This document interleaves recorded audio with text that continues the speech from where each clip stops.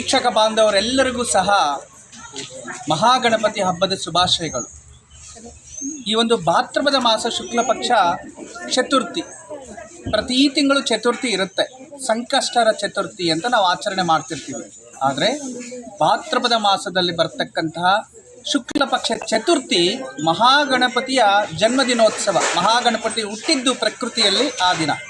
ಆದ್ದರಿಂದ ಮಹಾಗಣಪತಿಯ ಆ ಒಂದು ಹಬ್ಬವನ್ನು ನಾವೆಲ್ಲರೂ ಸಹ ನಾಡಿನಾದ್ಯಂತ, ದೇಶಾದ್ಯಂತ, ವಿದೇಶಗಳಲ್ಲಿ ಎಲ್ಲರೂ ಸಹ ಈ ಹಬ್ಬವನ್ನು ವಿಜೃಂಭಣೆಯಾಗಿ ಆಚರಣೆ ಮಾಡ್ತಿದ್ದಾರೆ.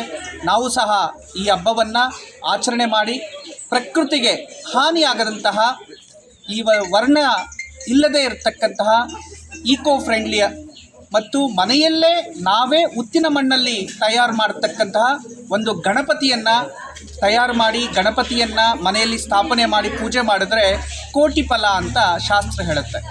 ಪ್ರಕೃತಿಗೆ ವಿರುದ್ಧವಾಗಿ, ಪ್ರಕೃತಿಗೆ ಕಲ್ಮಶವಾಗಿ ನಾವು ಗಣಪತಿಯನ್ನು ಪೂಜೆ ಮಾಡಿ ಪ್ರಕೃತಿಯಲ್ಲಿ ಒಂದು ಪ್ರಕೃತಿಗೆ ವಿರುದ್ಧವಾಗಿ ನಾವು ಯಾವುದೇ ಒಂದು ಪೂಜೆ ಮಾಡಿದ್ರೂ ಸಹ ಪ್ರಕೃತಿ ಸ್ವೀಕರಿಸೋದಿಲ್ಲ. ಆದ್ದರಿಂದ ಸ್ವಚ್ಛವಾದ ಗಣಪತಿ, ಸ್ವಚ್ಛವಾದ ಮಣ್ಣಿನ ಗಣಪತಿಗಳನ್ನು ಪೂಜೆ ಮಾಡಿ ಮತ್ತು ಪ್ರಕೃತಿಯನ್ನು ಕಾಪಾಡಿ. ವೀಕ್ಷಕ ಬಾಂಧವರೆಲ್ಲರಿಗೂ ಸಹ ವರಸಿದ್ಧಿ ವಿನಾಯಕ ಸ್ವಾಮಿ ಹಬ್ಬದ ಶುಭಾಶಯಗಳು. ಎಲ್ಲರೂ ಸಹ ಹಬ್ಬವನ್ನು ವಿಜೃಂಭಣೆಯನ್ನು ಆಚರಣೆ ಮಾಡ್ತಿದ್ದೀರಿ. ಎಲ್ಲರಿಗೂ ಒಳ್ಳೆಯದಾಗಲಿ.